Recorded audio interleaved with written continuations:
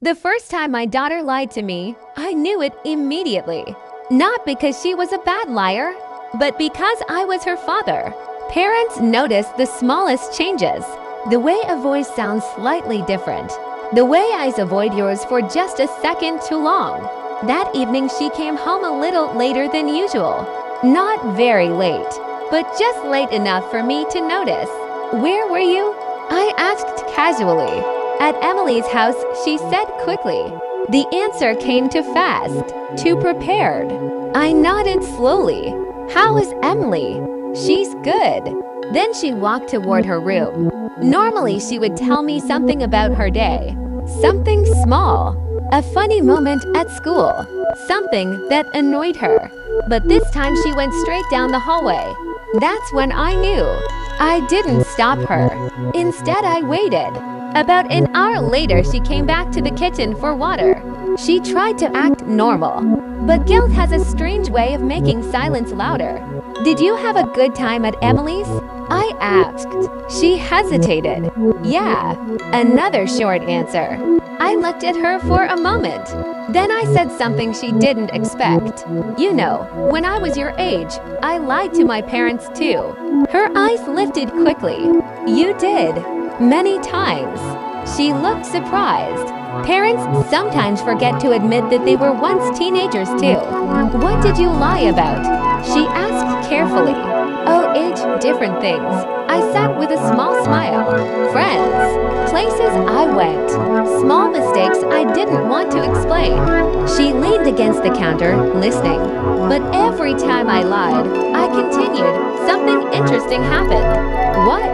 My parents trusted me a little less. Her expression changed. Not fear, understanding. "That's the strange thing about lies," I said gently. "They don't just hide the truth, they slowly damage trust." She stared at the floor. The room stayed quiet for a few seconds. Then she asked quietly, "Are you mad?" I shook my head. "No." "Then why are you saying this?" "Because being angry is easy, but teaching trust is harder. I'm saying it because I care about something more important than the truth about tonight." "What's that?" "Our trust." Her shoulders dropped slightly. She looked at the glass in her hands. Then she took a deep breath. "I wasn't at Emily's," she said. I already knew, but hearing her say it mattered. "Where were you?" I asked calmly. She hesitated again. "I went to a small concert with some friends." "A concert?" She nodded. "I thought you would say no if I asked." Maybe I would have. Maybe not. But the point wasn't the concert anymore. "Why didn't you tell me?" I asked. "Because I didn't want you to be disappointed in me." Those words hit deeper than the lie itself. "Do you think one mistake can make me disappointed in who you are?" I asked. She looked up slowly. "I don't know." I walked closer and leaned against the counter.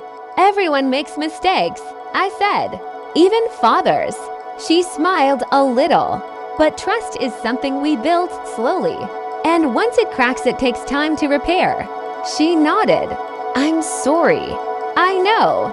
Silence returned to the kitchen. But this time it felt lighter. "Next time," I said, "just tell me the truth.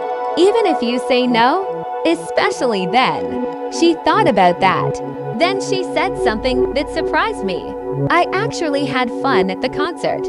I laughed. "I'm glad. Even if I shouldn't have gone." Even then. Because part of growing up is making decisions. Some good, some questionable.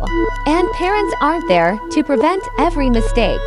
They're there to make sure mistakes become lessons. Before going back to her room, she stopped and looked at me again. "Dad?" "Yes. Thanks for not yelling." I smiled. Trust grows better in calm conversations. She nodded and walked down the hallway. And I realized something many parents eventually learn. Children don't lie because they want to hurt you. Most of the time. They lie because they're afraid of losing your trust. And the best way to teach honesty is to make sure the truth feels safe.